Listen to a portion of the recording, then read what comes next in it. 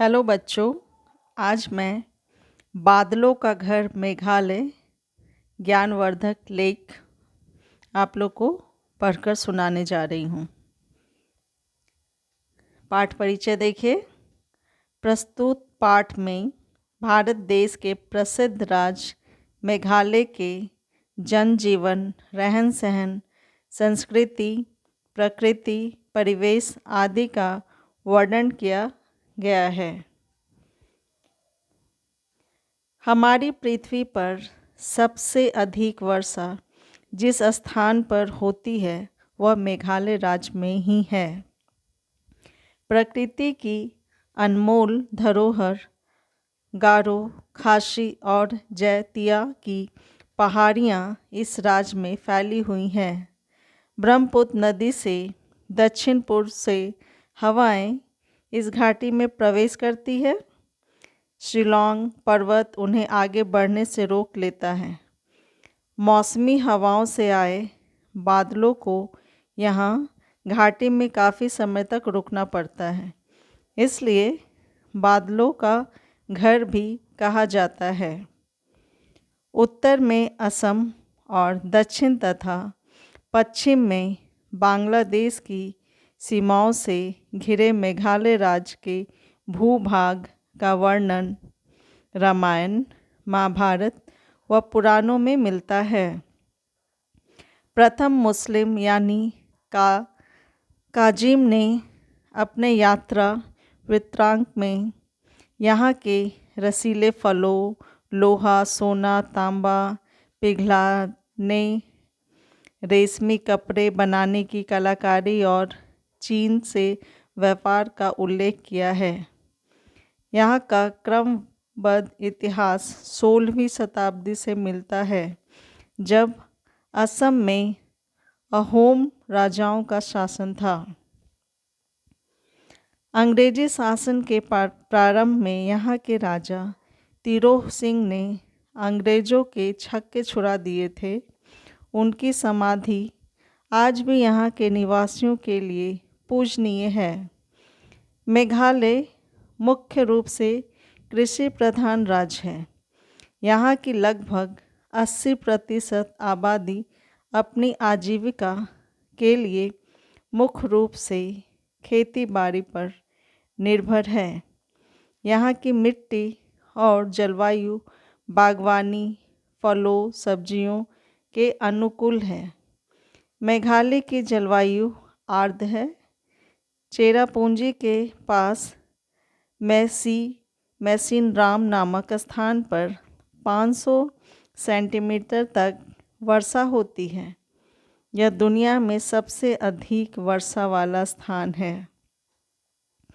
यहाँ वर्ष के अधिकांश महीनों में वर्षा होती है तथा अधिक वर्षा के कारण यहाँ की घाटियाँ गहरी व घने जंगलों से भरी पड़ी है।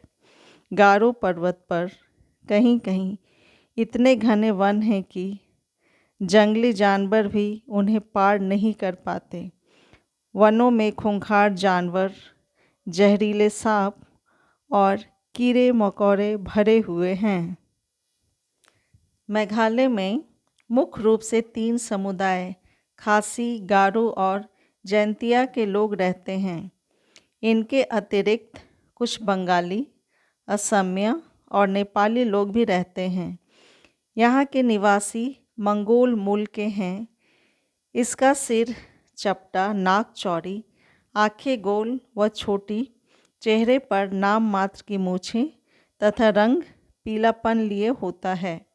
प्रमुख तीनों जातियों के रस्म रिवाज अलग अलग हैं, फिर भी इनकी जीवन शैली की एक तरह की ही है। मेघालय में मातृसत्तात्मक समाज है।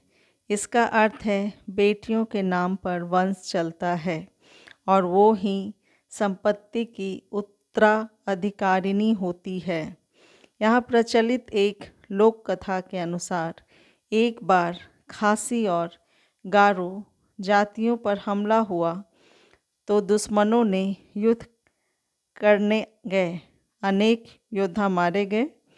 पुरुषों के मर जाने पर उनकी संपत्ति पर दूसरे अधिकार न कर ले, यही सोचकर दोनों जातियों ने मिलकर युद्ध में न जाने वाली स्त्रियों को घर की व्यवस्था व संपत्ति का उत्तराधिकार दे दिया।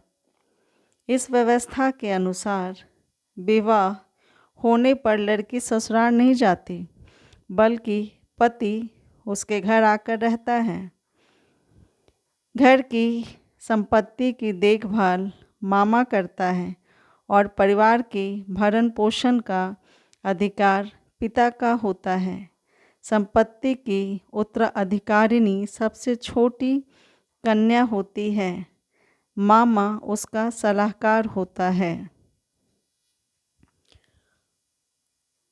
उत्तराधिकारिणी नौकना कहलाती है और उसका पति नौकरम कहलाता है। इसका अर्थ घर का रखवाला होता है। विवाह के पहले कमाया गया धन पुरुष अपनी माँ को दे आता है। वह अपनी माता बहन के मामले में राय दे सकता है, परंतु पत्नी अथवा बच्चों के मामले में नहीं।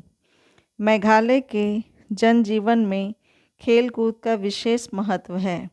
खासी जाति में परंपरागत खेल बैल युद्ध देखने के लिए भारी भीड़ जमा होती है। यहाँ का पुराना खेल तीरंदाजी है। एक गांव के तीरंदाज दूसरे गांव वालों को आमंत्रित करते हैं। गांव की स्त्रियां उमंग और उत्साह के साथ अपने अपने पक्ष को खाद्य सामग्री देती है। जिनके निशाने ज़्यादा सटीक बैठते हैं वही पक्ष जीतता है। गारो लोग का एक प्रमुख खेल बायो गासिया है। इसमें बांस के सहारे एक दूसरे को पछाड़ते हैं। कुश्ती की तरह एक खेल गौगियापा भी यहाँ खेला जाता है। बहुत सी बातें यहाँ मौखिक और परंपराओं द्वारा जीवित हैं, जिनमें कहावतें, रीति रिवाज, लोकगीत, लोक कथाएँ आदि हैं। अतिथि का स्वागत यहाँ के लोग सुपारी से करते हैं। यहाँ की खासी भाषा बहुत समृद्ध है। इसकी अपनी कोई लिपि नहीं है। संगीत और नृत्य तो मेघालय का जीवन है। सुख दुख, जीत हार, जन्म मृत्यु, विवाह व उत्सव तथा त्योहारों आदि पर नृत्य गीत आवश्यक हैं। यहाँ खेती, फसल और त्योहारों के अलग अलग नृत्य होते हैं। नौक्रेम नृत्य को खासी संस्कृति को जीवित रखने का श्रेय जाता है। इसे पाबलांग नौगकॉम के नाम से भी जाना जाता है। खासियों का यह एक प्रमुख त्यौहार है। इसे मेघालय का राजकीय नृत्य कहा जाता है। गारो जाति का प्रमुख त्यौहार वांगला फेस्टुवल डांस है। इसका अर्थ है चावल के पाउडर को फेंकना। धान की फसल घर आने पर नवंबर दिसंबर में इसे एक सप्ताह तक मनाया जाता है। यह ईश्वर के प्रति फसल के लिए कृतज्ञता का पर्व है। गारो लोग अपने देवता सलजोंग सूर्य देवता के सम्मान में अक्टूबर नवंबर में एक सप्ताह तक चलने वाला त्यौहार वांगला मनाते हैं। त्यौहार के अंतिम दिन एक साथ 100 ढोल बजते हैं। मेघालय को प्रकृति को अनमोल वरदान मिला है। इसकी राजधानी शिलोंग भारत के सबसे सुंदर हिल स्टेशनों में से एक है। यहाँ की सबसे ऊंची चोटी शिलोंग पीक है। सन 1800 74 ईस्वी में कर्नल हेनरी हैप्पीडेशन ने शिलोंग शहर का निर्माण कराया था। यहाँ उच्च शिक्षा संस्थान व महत्वपूर्ण कार्यालय हैं। शिलोंग से 50 किलोमीटर दूर चेरापूंजी नामक स्थान है। यहाँ जाने के लिए घुमावदार सड़कों, गहरे दर्रों और खाइयों के निकट से रोमांचक सफ़र पूरा करना होता है। शिलोंग से पहले 1864 ईस्वी तक चेरापूंजी की यहाँ की राजधानी थी। मेघालय अपने विविध रीति रिवाजों, बहुरंगी संस्कृति, मनोरम प्राकृतिक परिवेश, खुशमिजाज संगीत और नित्य प्रेमी समाज का अनूठा संगम है। हमारी भारतीय संस्कृति की विशेष अनेकता में एकता का जीवंत उदाहरण है।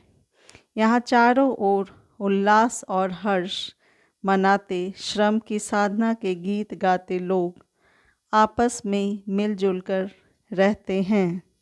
अब इस पाठ का प्रश्न उत्तर देखिए। रिक्त स्थानों की पूर्ति कीजिए। मेघालय मुख्य रूप से कृषि प्रधान राज्य है। यहाँ कृषि लिखिए।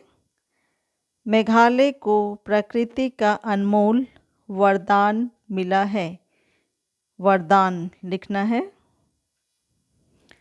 संगीत और नृत्य तो मेघालय का जीवन है। संगीत यहाँ लिखेंगे। मेघालय के जनजीवन में खेल कूद का विशेष महत्व है। खेल कूद। शिलोंग से 50 किलोमीटर दूर चेरापूंजी नामक स्थान है। यहाँ 50 किलोमीटर और यहाँ चेरापूंजी लिखेंगे। अगला प्रश्न है, सही विकल्प पर सही का निशान लगाइए। संसार में सबसे अधिक वर्षा होती है मौसिनराम में। मेघालय की 80% आबादी किस पर निर्भर है? तो वो है खेती बाड़ी पर। मेघालय की राजधानी है शिलोंग। अगला प्रश्न है, निम्नलिखित वाक्यों के सामने सही या गलत लिखिए। मेघालय का क्रमबद्ध इतिहास 16वीं शताब्दी से मिलता है। ये सही है। मेघालय राज्य में बेटियों के नाम पर वंश चलता है। ये भी सही है। मेघालय के जन जीवन में खेलों का विशेष महत्व है। ये कथन भी बिल्कुल सही है। गरबा को मेघालय का राष्ट्रीय नृत्य कहा है। ये गलत है। मेघालय मुख्य रूप से कृषि प्रधान राज्य है। ये सही है। अगला प्रश्न है, निम्नलिखित प्रश्नों के उत्तर लिखिए। तो प्रकृति प्रदत्त मेघालय राज्य में क्या फैली हुई है? उत्तर लिखिए। प्रकृति की अनमोल धरोहर गारो, खासी और जैतिया की पहाड़ियाँ मेघालय राज्य में फैली हुई है। दूसरा प्रश्न है, मेघालय को बादलों का घर क्यों कहा जाता है? उत्तर देखिए। ब्रह्मपुत्र नदी से दक्षिण पूर्व से हवाएं इस घाटी में प्रवेश करती है। शिलोंग पर्वत उन्हें आगे बढ़ने से रोक लेता है। मौसमी हवाओं से आए बादलों को यहाँ घाटी में काफ़ी समय तक रुकना पड़ता है, इसलिए इसे बादलों का घर भी कहा जाता है। तीसरा प्रश्न है, मेघालय में किन किन समुदायों के लोग रहते हैं? इसका उत्तर है, मेघालय में मुख्य रूप से 3 समुदाय खासी, गारो और जैंतिया के लोग रहते हैं। इस पाठ का अंतिम प्रश्न है, मातृसत्तात्मक समाज का क्या अर्थ है? समझाइए। उत्तर देखिए। मातृसत्तात्मक का अर्थ है कि बेटियों के नाम पर वंश चलता है और वो ही संपत्ति की उत्तराधिकारिणी होती है। इस व्यवस्था के अनुसार विवाह होने पर लड़की ससुराल नहीं जाती, बल्कि पति उसके घर आकर रहता है। व्याकरण ज्ञान देखिए, इस पाठ में कुछ जगह एक शब्द का 2 बार प्रयोग हुआ है, जैसे कहीं कहीं, अलग अलग आदि। ये युग्म शब्द कहलाते हैं। युग्म का अर्थ होता है जोड़ा। युग्म शब्द के कई